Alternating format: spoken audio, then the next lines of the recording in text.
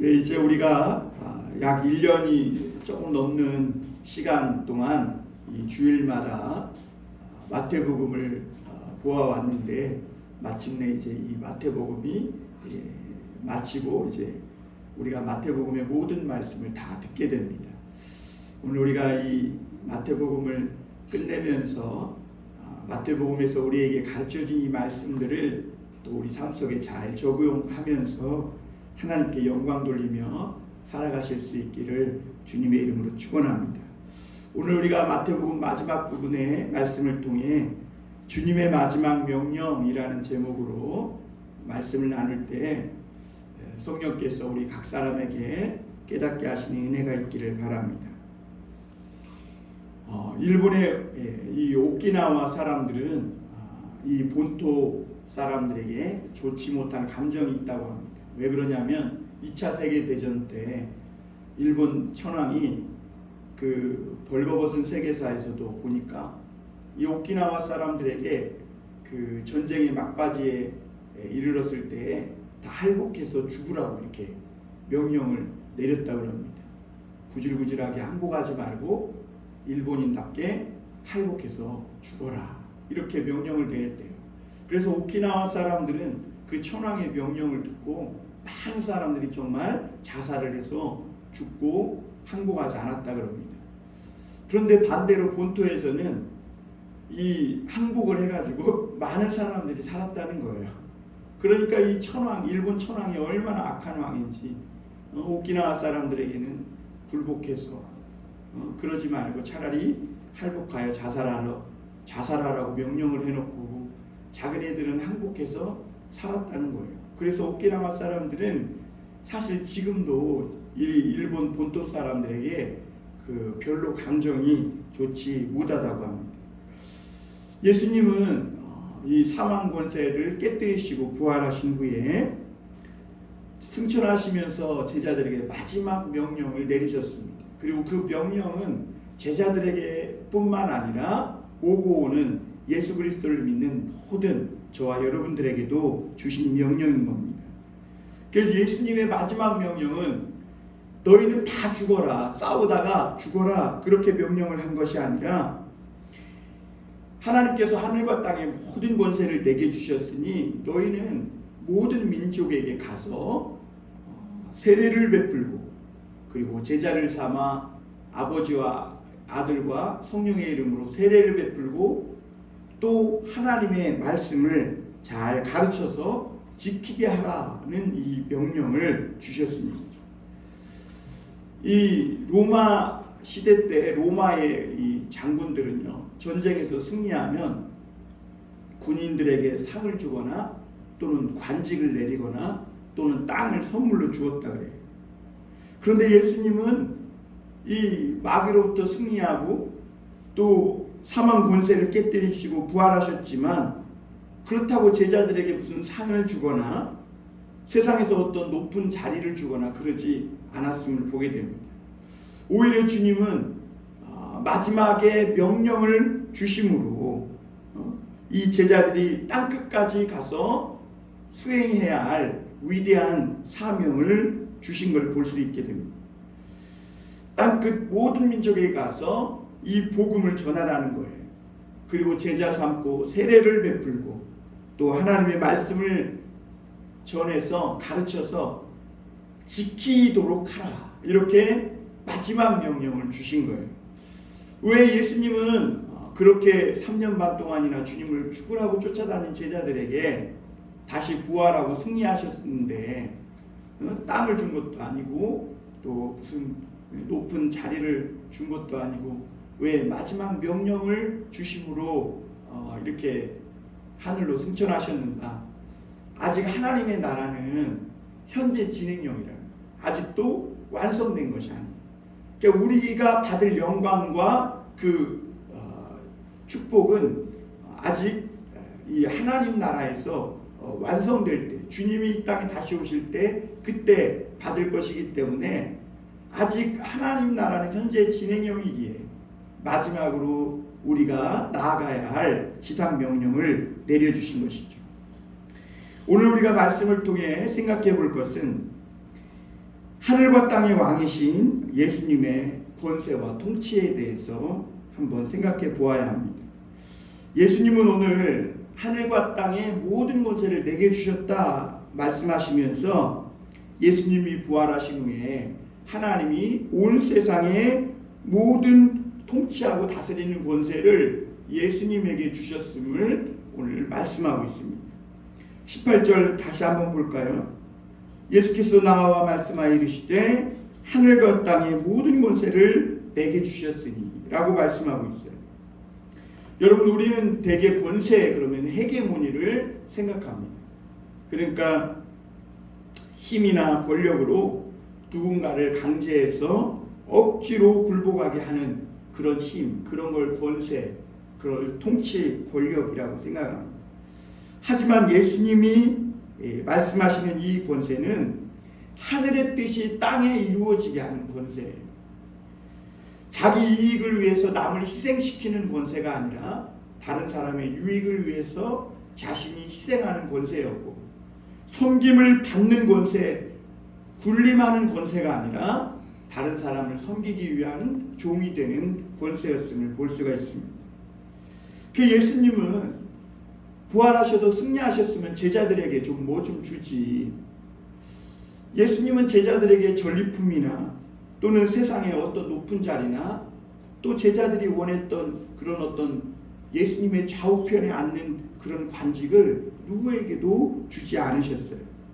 오히려 예수님은 부활하시고 승리하셨으면 대제사장들 자리 다 폐하고 총독 빌라도의 자리를 폐하고 그 자리에 예수님의 제자들을 앉혀놓으면 얼마나 좋겠나, 이런 생각을 할 수 있는데, 예수님은 오히려 악한 자들에게도 높은 자리를 주어서 이 세상을 대신 대리 통치하도록 안 믿는 사람, 악한 자 차별하지 않고 모두에게 이렇게 자리를 내어주고 대리 통치하게 하신 것을 볼 수가 있습니다.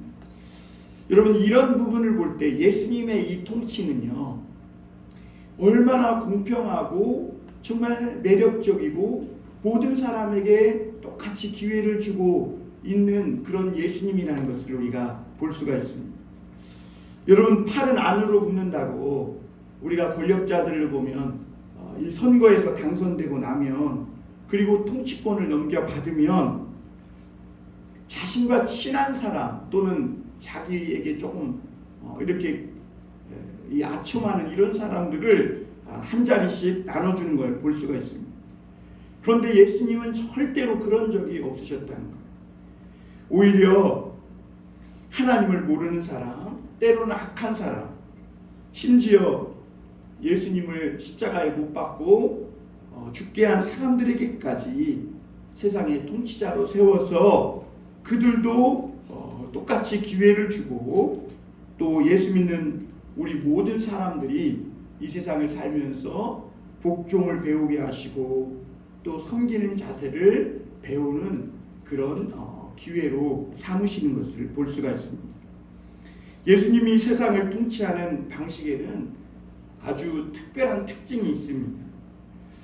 무엇보다 예수님이 이 세상에 오신 이후에, 그리고 부활하시고 승천하신 이후에 세상의 모든 사람들에게는 자유가 더 많아졌습니다.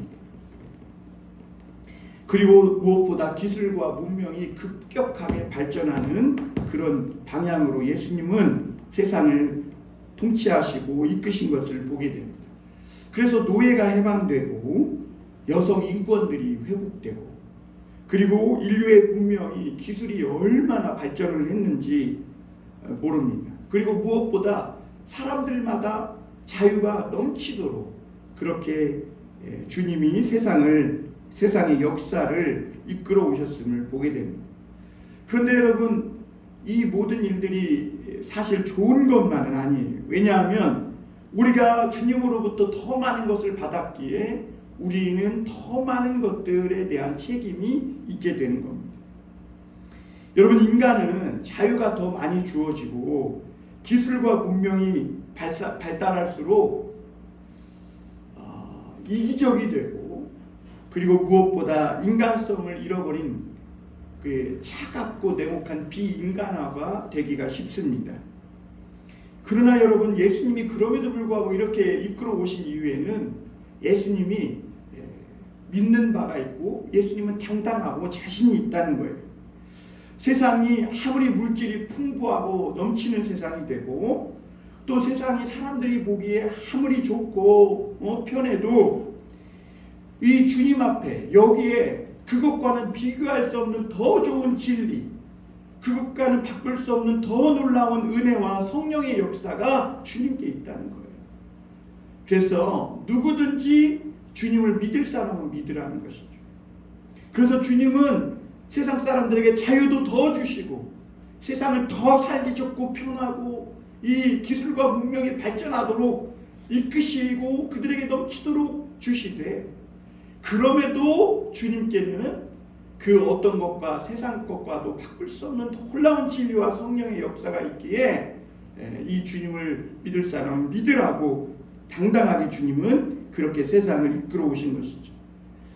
예수님은 우리를 존중하시는 분이세요. 그래서 자유를 주시고 또 우리가 어떻게든 축복받으며 평안하게 살도록 우리에게 평안을 주시는 분이세요. 그러나 여러분, 주님은 우리에게 마지막 때 물으실 거예요. 그걸 가지고 네가 무엇을 하며 어떻게 살아왔는지에 대해서 주님은 마지막에 책임을 물으실 거예요. 넘치는 자유, 또 이 물질 속에서 오로지 돈과 권력과 세상만을 위해서 살았다면 마지막에 주님 앞에 섰을 때 변명할 여지가 없겠죠. 주님은 이 물질이 넘치고 또 자유와 평화가 넘치는 기술과 문명이 발달한 이 세상을 우리에게 주신 이유가 뭐예요? 그러므로 너희는 가서 모든 족속으로 제자를 삼아 아버지와 아들과 성령의 이름으로 세례를 주고 내가 너희에게 분부한 모든 것을 가르쳐 지키게 하라. 왜 주님이 이런 모든 것을 주신 것은 땅끝까지 가서 복음을 전해서 이 사단과 미신에게 붙잡혀서 그 인생을 조당잡히고 생명을 빼앗겨버린 영혼들을 다시 살려서 하나님을 믿게 하라고, 이 지상명령을 주신 이 사명을 이루라고 그렇게 주신 것이기 때문에 그래요. 사실 세상에서 예수님을 따랐던 제자들은 한 자리를 두고도 싸우기도 했습니다. 그런데 주님이 왜 그들이 그토록 원했던 세상에서 한 자리를 주시지 않았는가? 그보다도 더 중요한 것이 있었기 때문에 그래요. 앞서 말씀드린 대로 그보다 더 세상에서 한 자리 차지하고 세상에서 막 더 많은 물질과 땅을 가지고 이것보다 더 중요한 것이 있는데, 그것이 뭐냐면 말씀과 성령으로 이 미신과 사단에게 잡혀있는 많은 사람들을 그 사단의 세력에서 벗어나게 하는 것, 그리고 하나님을 믿게 하는 것, 그래서 생명을 얻고 구원받게 하는 이 놀라운 사명이 훨씬 더 중요하기 때문에 주님은 그들에게 세상의 한 자리, 또 세상에서 땅 이런 거 주시지 않은 것이죠. 예수 그리스도의 통치에 있어서 핵심은 여러분 말씀과 성령의 부음입니다. 우리 교회의 핵심이 바로 그거예요. 교회가 뭐 땅을 잡고 사서 넓히고 높은 건물 짓고 뭐 그런 것도 어떻게 보면 주님이 주시면 해야 되겠지만, 우리 교회의 핵심, 주님께서 이 세상을 다스리시고 통치하는 그 권세의 핵심은 말씀과 성령으로 말미암은 이 사람들의 심령의 부흥이라는 것이죠. 그래서 교회의 부흥이 일어나고 사람들의 마음이 막 뜨거워지고 심령 부흥이 일어날 때, 그때 세상의 전쟁과 재앙이 막아지는 역사가 있는 겁니다. 그리고 하나님은 우리 안에 이런 부흥이 일어나기만 하면 세상의 모든 복을 다 주세요. 왜? 감당할 수 있으니까. 우리가 부흥이, 심령의 부흥이 일어나지 않으면 이런 것 주면요 감당을 못하는 것이죠.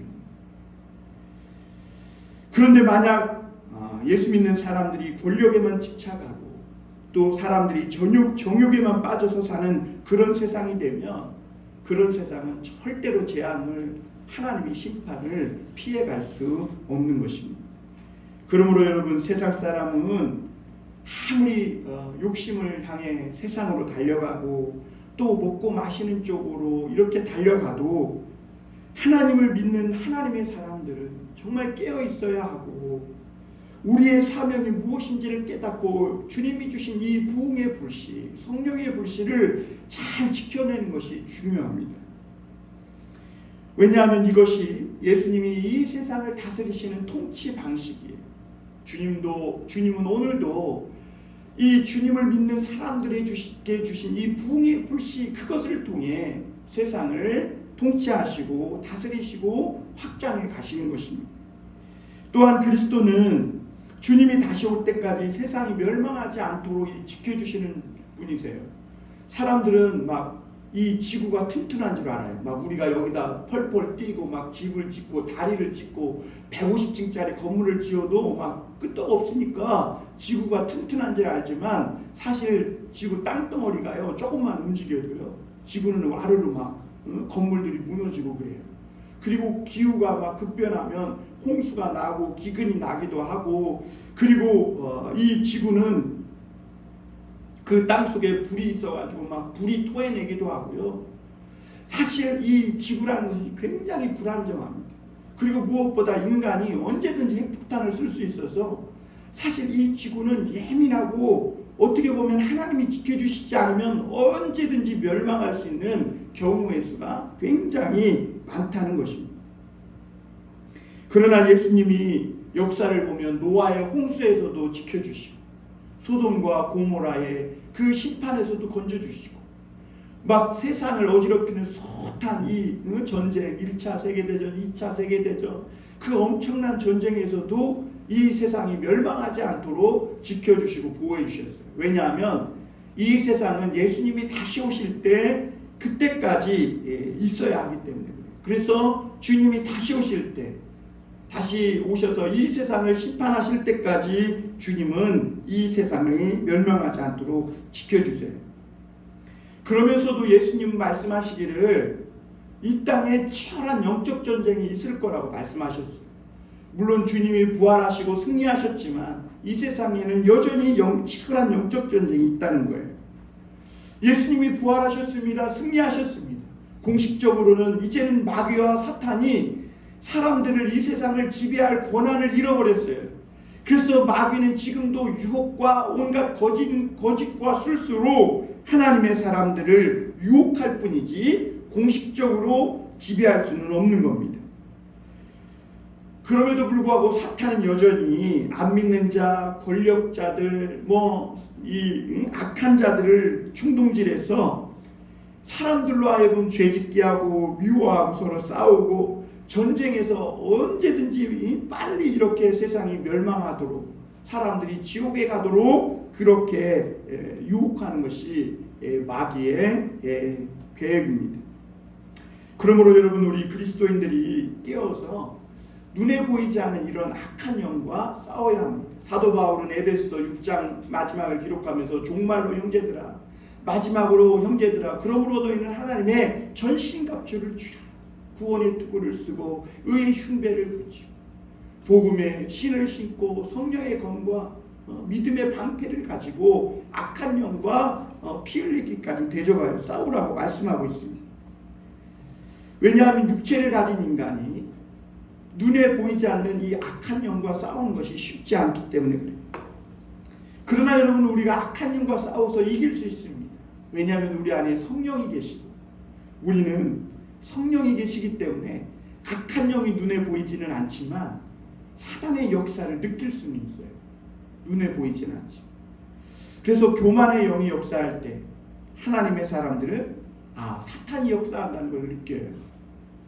그리고 싸우고 분리되고 막 미워하고 시기 질투할 때, 그때 하나님을 믿는 자들은요, 사단이 배후에서 충동질하고 있구나, 어떤 사단의 이 악한 역사를 온 몸으로 느끼는 것이죠. 그러므로 우리가 이 보이지 않는 사탄과 똑같은 방법으로 싸우면 질 수밖에 없다는 거예요. 왜냐하면 이 사단이 세상에 믿지 않는 사람들을 충동질해서 악한 이 자들로 하여금 이 예수 믿는 성도들과 싸우고 시기 질투하고 그렇게 충동질하는데, 세상의 이 사람들은요, 싸움에 얼마나 단련됐는지 몰라요. 그리고 연단이 잘 되어서 수가 굉장히 높아요. 제가 지난번에 그 한강중앙교회 가면서 운전을 하고 가는데 아주 좋은 차를 탄 사람이에요. 근데 그 사람이 신호가 아무리 바뀌어도 안 가요. 그래서 살짝 빵 하고 눌러줬어요. 그랬더니 내 옆으로 따라오면서 막 욕을 하고 막 그러는 거예요. 그런데 놀라운 사실은 그 옆에 또 나름 이쁜 여자를 앉혀놓고 운전하면서도 2분 사납게 막 욕을. 그게 어디서 듣도 보도 못한 욕을 막 해요. 그래갖고 신방근 목사님이 울그락불그락 하길래 아유 내비두라 그냥. 그리고 창문 닫고 그냥 고개 숙이고 이렇게 갔는데, 여러분 세상 사람들을 보면, 그런 걸 보면 야, 싸우는데 세상 사람들이 아주 능수능란한 사람이에요. 여러분 믿는 사람들이 아무리 욕을 잘하고 싸워도 안 믿는 사람 못 이깁니다. 안 믿는 사람이 수가, 싸우는데 아주 수가 높고 고단수예요. 안 믿는 사람보다 권모술수를 꾸미고 뒤통수를 친다 그래도 이 예수 믿는 사람들은 안 믿는 사람 따라갈 수가 없어요. 이런 걸로 싸워가지고는 사단한테 100% 패합니다. 그럼 우리가 어떻게 마귀를, 악한 마귀를 느끼고 또 악한 마귀와 싸워 이길 수 있는가? 여러분 사단의 역사가 느껴질 때 우리는 그에 대해서 오히려 반대로 겸손한 모습으로 나아가야 합니다. 왜냐하면 이 악한 사단 마귀, 이 충동질하는 그 사람과는요 싸울 필요도 없고 이길 필요도 없어요. 그리고 그 사람은요 자극할 필요도 없어요. 자극하니까 오히려 더 발악을 하는 거예요. 사단이 그 안에서. 그래서 오히려 그 사람을 더 엉망으로 만들어요. 그 사람을 생각하면 자극하면 안 되더라고요. 왜냐하면 자극하면 사단은 그 사람을 더 짓밟아서 완전히 일어나지 못할 때까지 만들어버리기 때문에, 그럴 때는 오히려 잠잠히 겸손한 방법으로 사실 상대를 좀 믿어주고 그리고 주님께 맡기는 그런 모습으로 나아가야 합니다. 마귀는 남을 속이고 뒤통수 치고 거짓말하는데 매우 고단수입니다. 그런데 여러분 마귀에게 입력이 안 되고 마귀가 못하는 것이 있는데, 그것이 뭐냐면 겸손의 영과 믿음의 영이 우리 안에 역사할 때 마귀가 감당할 수 없게 된다는 거예요. 마귀에게는 믿음과 겸손이, 마귀는 뭔지 몰라요. 그래서 믿음과 겸손이 우리 믿는 자들 안에 들어오게 될 때, 그때 마귀는 감당이 안 되고, 또 마귀는 그 겸손과 믿음이 그 머릿속에 들어오면 이 머릿속에 지진이 나면서 마귀가 못 해먹겠다고 그 마귀의 직분을 버리고 도망가게 되어 있는 겁니다. 여러분 우리는 사단이 안 보입니다. 그러나 사단의 역사를 느낄 수는 있습니다. 교만의 영이 역사하고 거짓과 미움의 영이 역사할 때 우리는 그때 그것을 느끼고 겸손하고 오히려 믿음으로 나아가면 사단은 복장 터져 스스로 자멸하고 마는 것입니다. 마귀의 이 컴퓨터에는 우리 모든 믿는 자들의 그 신상이 입력되어 있다 그래요. 그 거기에는 약점도 기록되어 있다 그래요. 그래서 이 어떤 이 마귀가 삼손을 딱 검색하면 삼손이 머리가 길고 막 괴력이 있어서 힘으로는 절대로 이길 수 없다는 것을 알고, 그러면 누구를 보내요? 이 들릴라를 보내는 거예요. 왜 그러냐면 삼손이 그렇게 힘도 세고 괴력의 사나이지만 여자의 눈물에는 약하다. 그래가지고 들릴라를 딱 보내면 영락없이 거기에 호각되어서 이 마귀의 종로로 가게 됩니다. 그래서 이 마귀는 그렇게 사람들의 약점을 알고 공격한다는 것이죠. 그리고 사단은 이 중요한 사람을 공격합니다. 그래서 중요한 사람끼리, 가까운 사이끼리 싸우게 해요.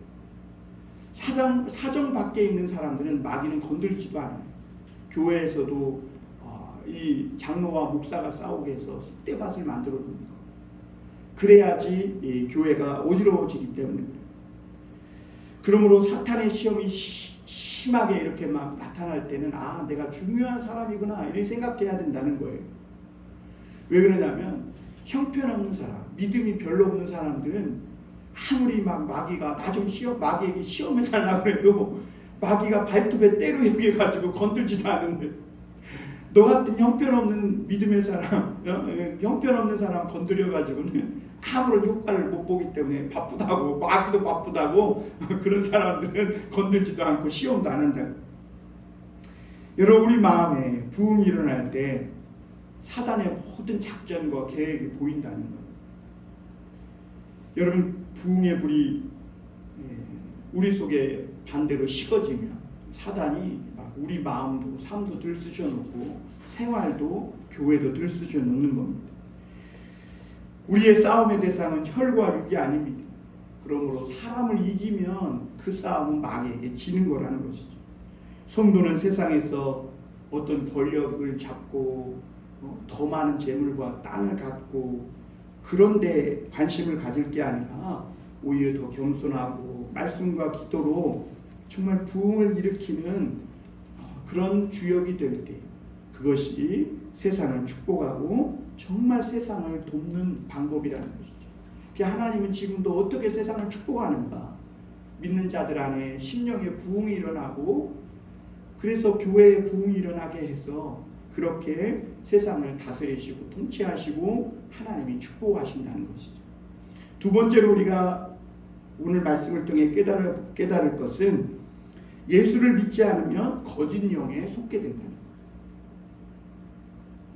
예수님이 부활하셨을 때 그 예수님의 부활은 단지 한 사람이 죽었다가 살아나는 것이 아니고 우리가 부활의 시대, 죽음을 정복한 시대, 그래서 어떤 죽음이 와도 두렵지 않은 그런 시대를 살고 있다는 것을 우리에게 깨닫게 해주는 겁니다.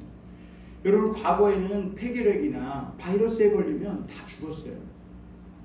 왜 그러냐면 그때는 이 폐결핵이나 바이러스가 무슨 이 악한 영에 의해서 그런 줄 알고 그냥 죽기만을 기다렸다는 거죠. 그러나 오늘날 의학과 기술이 발전한 후에 이 바이러스나 이 심지어 폐결핵은 감기처럼 지나가게 되는 것을 보게 됩니다. 여러분, 예수님이 부활하시기 전에 이 죽음은 인간에게 아주 치명적이었고 저주와 같은 거였습니다. 그러나 예수님이 죽음에서 부활하신 후 이 죽음을, 사망을 정복하셨어요. 그래서 예수 믿는 자들은 사망을 두려워하지 않아요. 믿는 자들은 죽음과 동시에 천국으로 연결돼요. 연옥 같은 게 없는 거예요. 우리는 죽으면 바로 천국으로 들어가요. 그러니까 우리는 죽음으로 인해 끊어지고 단절되는 게 없는 거예요. 죽음은 단절이 아니라 그래서 우리 삶에, 우리 인생의 연속된 과정일 뿐이에요. 그래서 믿는 자들은 화형을 당하고 심지어 핍박과 고난을 당해도 두려워하지 않게 되는 것이죠. 그렇다고 여러분, 우리 믿는 자들이 헛되이 죽을 필요는 없습니다.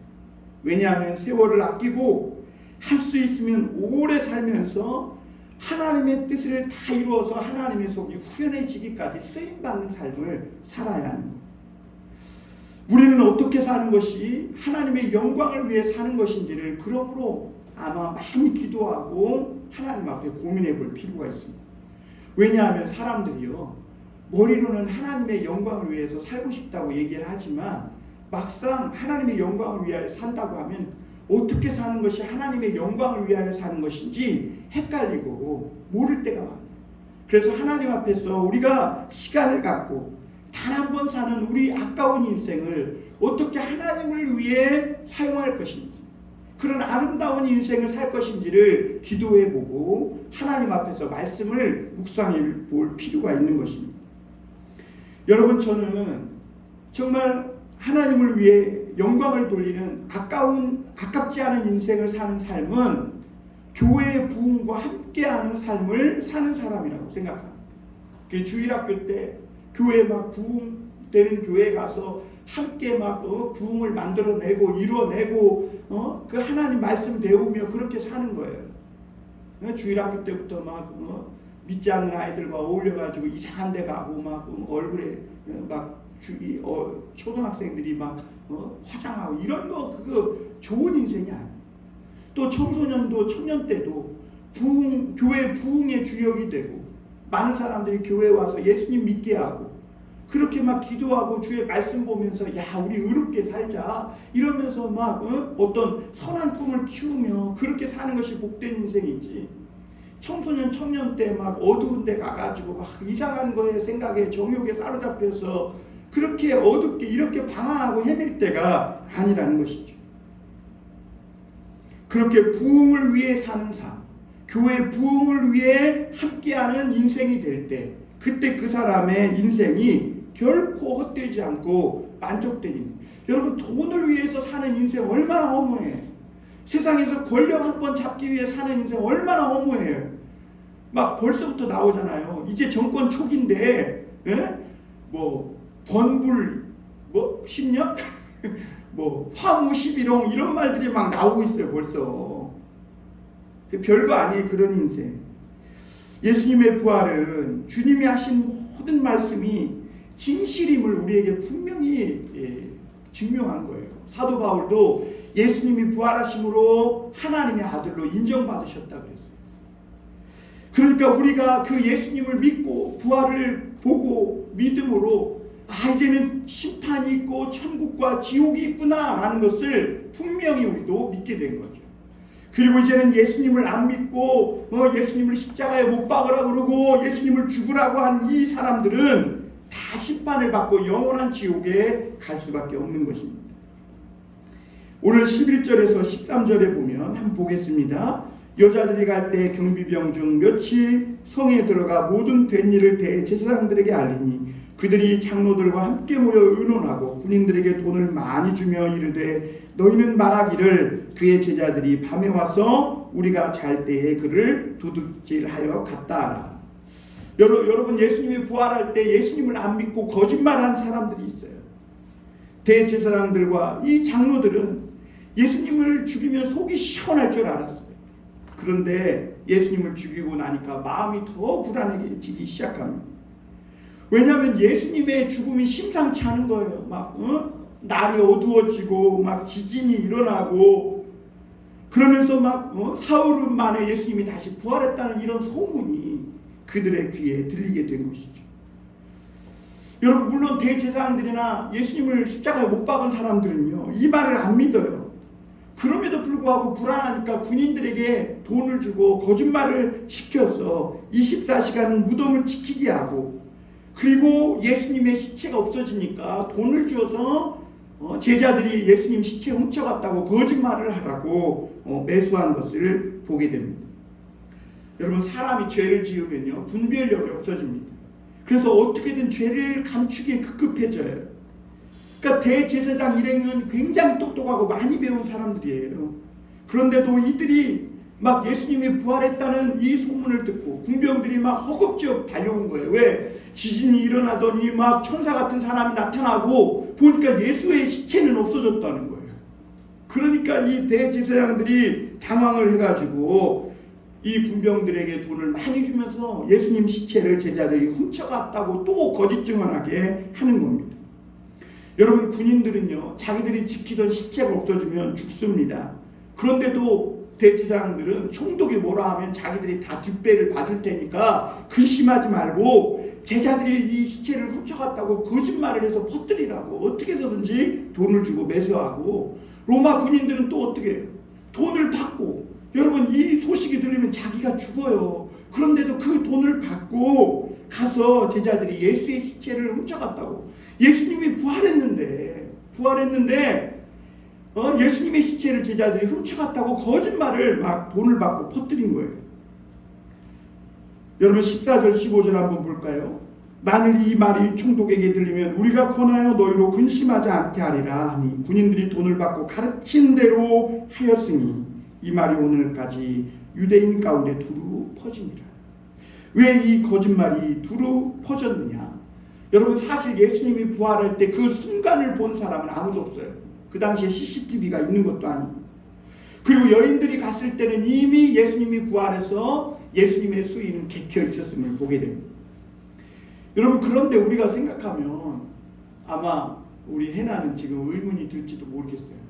그러면 부활하신 예수님이 한 번 나타나서 짜잔하고 보여주면 되지 않아요? 그러면 단번에 이 부활에 대한 문제가 해결되죠. 그런데도 희한하게 예수님은요, 부활하신 후에 이 대제사장들이나 본디오 빌라도나 이 악한 거짓말을 퍼뜨렸던 군병들에게 나타나지 않으셨어요. 그래서 거짓된 소문은 두루두루 더 멀리 퍼져갔던 것을 보게 됩니다. 왜 예수님은 부활하신 자신의 모습을 그 사람들에게 보이지 않았을까? 한 번만 보여주면 그냥 끝나는 거 아닌가, 이런 생각을 하게 됩니다. 오히려 예수님은 부활하신 후에 자기를 믿었던 제자들에게 나타나 진리를 가르쳐 주십니다. 그리고 예수님은 악하고 거짓말하는 이 악한 자들은 상대할 시간도 없고 그들에게 설득할 필요도 없었어요. 왜냐하면 이들은 이미 멸망으로 빠르게 달려가고 있어서 거짓의 영에 그 마음이 혼돈해지고 둔해져서 예수님이 아무리 찾아가도 그들의 눈에 들어오지도 않고요. 그리고 들어오더라도 예수님이 만약 보이면 다시 붙잡아가지고 십자가에 못 박아 죽이려고, 그래서 예수님을 또 없애버리려고 할 것이 뻔하기 때문입니다. 여러분, 전도와 선교의 중요한 원칙 중에 하나가 뭐냐면, 안 되는 쪽과 씨름하는 것도 좋지만 되는 쪽으로 같이 계속 나아가야. 왜 그러냐면 하나님의 말씀을 필요로 하고 기다리는 사람들이 세상에 많기 때문에 그래요. 마귀는 제자들이 시체를 훔쳐갔다고 거짓을 퍼뜨립니다. 그런데 그 거짓을 믿고 속는 사람들이 많이 있었어요. 왜 그러냐? 고린도후서 4장 4절에 보면 사탄이 그들 마음속에 들어가서 마음을 어둡게 했기 때문이에요. 우리 고린도후서 4장 4절 한번 같이 읽어볼까요? 한번 띄워주세요. 고린도후서 4장 4절입니다. 시작. 그 중에 이 세상의 신이 믿지 아니하는 자들의 마음을 혼미하게 하여 그리스도의 영광의 복음에 광채가 비치지 못하게 하니 그리스도는 하나님의 형상입니다. 거짓에 속을 수밖에 없도록 그 사람들의 마음이 교만하고 그렇게 악했기 때문에 속은 거예요. 여러분, 아합 왕 때도 그런 일이 있었죠. 아합 왕이 죽을 때 어떻게 죽었냐면 거짓 영이 선지자들 입에 들어간 거예요.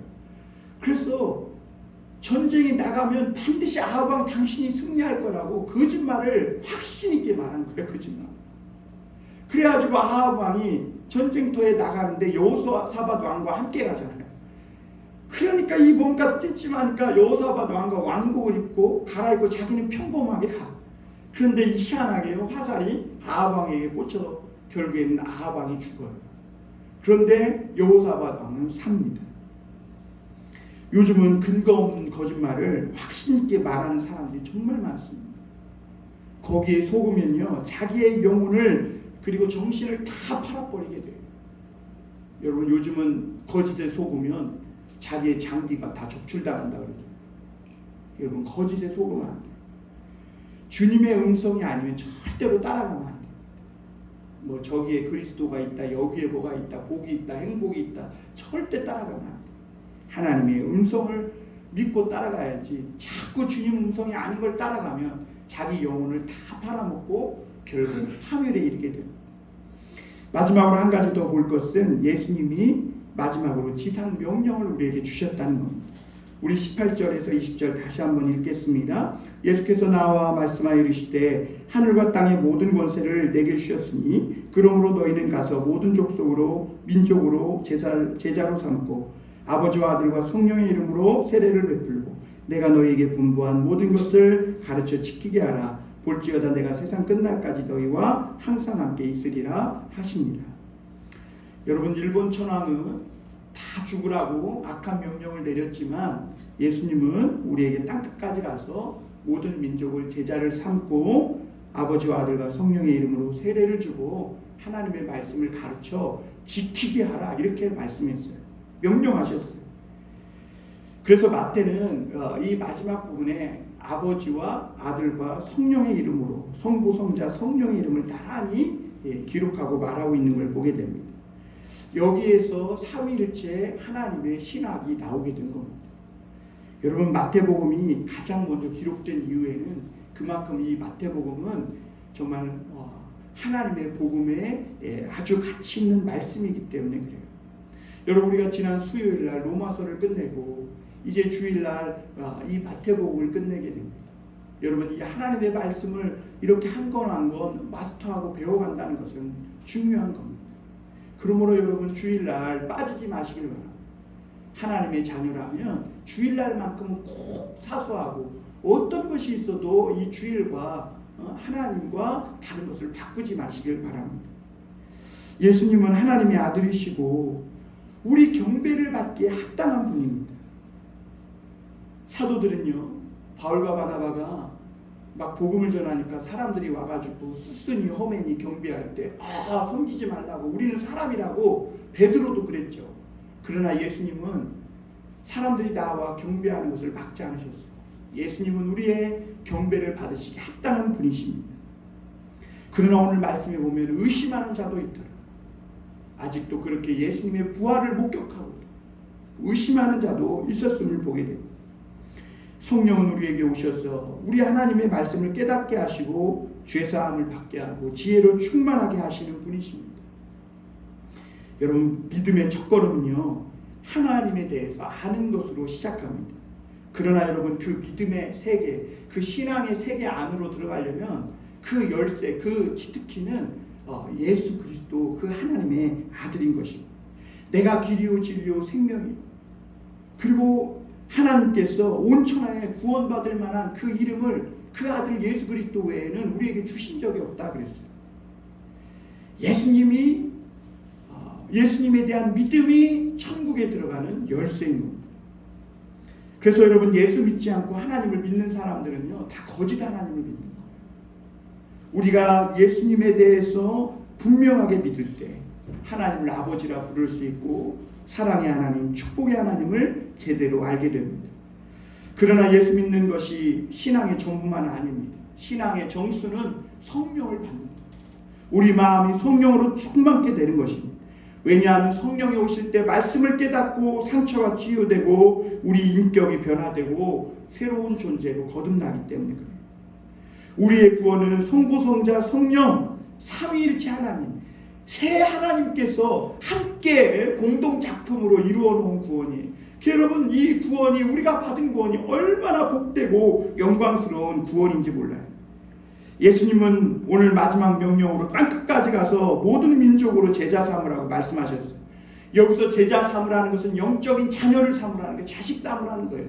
일만 스승은 있을 때 아비가 없다 그랬잖아요. 너희가 아비가 되고 영적 자녀를 삼아 가르치라는 거예요. 이것은 지식만 가르치지 말고 인격을 통해 하나님의 진리를 깨달을 수 있도록, 그리고 확신할 수 있도록 그렇게 가르쳐주고 변화시키라는 것입니다. 교회는 이렇게 성도들을요, 인격적으로, 전인격적으로 양육하고 가르치고 하나님의 말씀을 지켜 순종하게 하는 곳이 교회입니다. 그리고 주님은 세례를 주라고 하셨습니다. 세례를 주라는 것은 교회의 일원이 되게 하라는 말씀입니다. 누구든지 예수 믿고 제자가 되려면 우리가 마음으로 믿어 의에 이르고 구원에 이르는 것도 맞지만 모든 성도들 앞에서 공식적으로 신앙을 고백하고 세례를 받고 교회의 일원이 되는 것이 중요합니다. 어떤 사람은 목사님 내가 준비가 안 돼서 세례를 못 받겠습니다. 여러분, 우리가 세례라는 것은요, 완전하고 준비가 다 돼서 세례 받는 게 아니라 오히려 우리가 하나님 말씀에 처음 순종하는 마음으로 세례를 받는 거예요. 그래서 세례는 하나님께 내가 처음으로 태어나서 순종하는 마음으로 받는 것이 세례인 것입니다. 그리고 내가 분부한 모든 것을 가르쳐 지키게 하라 그랬어요. 교회는, 성도는 땅끝까지 가서 주의 말씀을 전해야 합니다.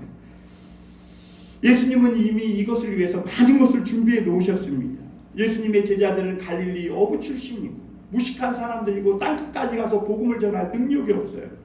그러나 주님은 이미 로마가 세계를 정복하게 해서 사방으로 국경을 허물고 길을 닦아 놓았고 또 강도나 해적도 없앴고, 그래서 그 길로 기독교인들은 막 여기저기 흩어져 두루다니면서 복음을 전했고 온 세계의 복음이 전파된 겁니다. 또 헬라의 알렉산더 대왕은 전 세계 언어를 헬라어로 통일시켰어요. 그래서 그때 구약 성경이 헬라어로 번역되게 되는데요. 그때 처음 헬라어로 번역된 성경이 세투아진트라고 70인역 성경. 그리고 제자들은 그 헬라어 성경을 가지고 복음을 전하면서 또 또 제자들은 그 헬라어로 신약 성경을 기록해서 오늘 우리에게 전해준 겁니다. 그리고 전도와 선교에 헌신했던 전도자 사도 바울, 그리고 바나바, 누가, 의원 누가, 이런 사람들을 주님은 보내주셔서 전도하게 하셨고, 특별히 바울이 이끄는 이 전도팀은 소아시아와 온 유럽에까지 다니면서 복음을 전했음을 보게 됩니다. 여러분, 예루살렘 교회가 성령을 받고 시작됐습니다. 그런데 핍박을 받으면서 그 예루살렘 교인이 다 흩어졌어요. 그런데 그 예루살렘 교회에서 가장 뜨거웠던 사람들이 어디 지역 사람이냐면 구레니오와 구브로 사람들이에요. 지금 구브로가 어디냐면 저 유럽의 사이프러스 그쪽이 구브로거든요. 그런데 이들이 얼마나 뜨거웠는지 그들이 안디옥에서 모인 거예요. 또 그리고 그 안디옥에 모였을 때 그 안디옥 교회 지도자에는 니그로, 흑인도 있었어요. 그 당시에 이미. 그러니까 얼마나 그 교회가 뜨겁고 정말 예수님이 역사했는지를 우리가 알 수 있죠. 그런데 그 안디옥 교회가 바울과 바나바를 파송하면서 온 세계에 복음을 전하는 세계 복음화의 전초기지가 되었음을 볼 수가 있습니다. 여러분, 한국 교회는 많은 사람들이 21세기 안디옥 교회라고 합니다. 한국 교회가 문제도 많고 탈도 많아요. 너나 잘 믿으라 할 수 있어요. 그러나 여러분, 아직까지 세계에서 그럼에도 불구하고 가장 뜨겁고 순수한 교회는 한국 교회입니다. 우리가 아무리 비방과 조롱을 받아도 끝까지 선교에 대한 이 사명을 놓지 말아야 될 줄 믿습니다. 여러분, 원래 미국도 작은 땅덩어리였습니다. 그런데 개척자들이 전진해서 뉴욕 쪽 그쪽 대서양에서 이 LA 쪽 태평양까지 이르러서 미국 땅이 엄청 커진 것이죠. 주님은 세상 끝날까지 너희와 항상 함께 있으리라는 말씀을 가장 마지막으로 남겨주셨어요. 여러분, 우리만 있는 것이 아니에요. 교회 개척하는 거 어렵죠. 힘들죠. 올 것 같은데 교회 안 나오죠. 어려워요. 실망하고 때로는 시간이 이렇게 흘렀는데 하면서 우리가 낙심이 되는 것도 사실이에요.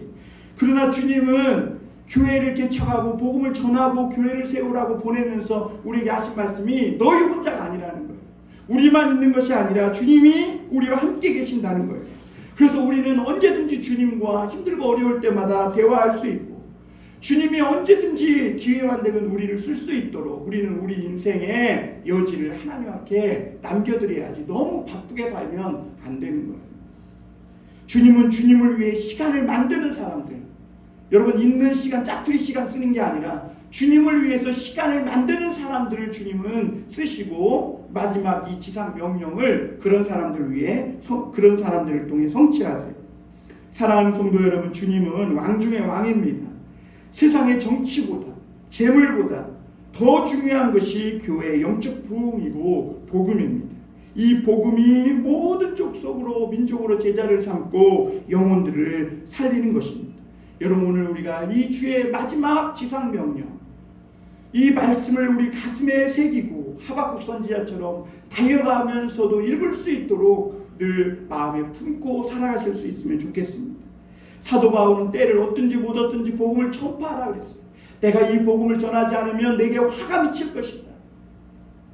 아무리 재산을 많이 모으고 아무리 높은 자리에 올라가도 우리가 이 복음을 위해 살지 않는다면 그것은 어느 날 다 불타 없어져 버릴 것이죠.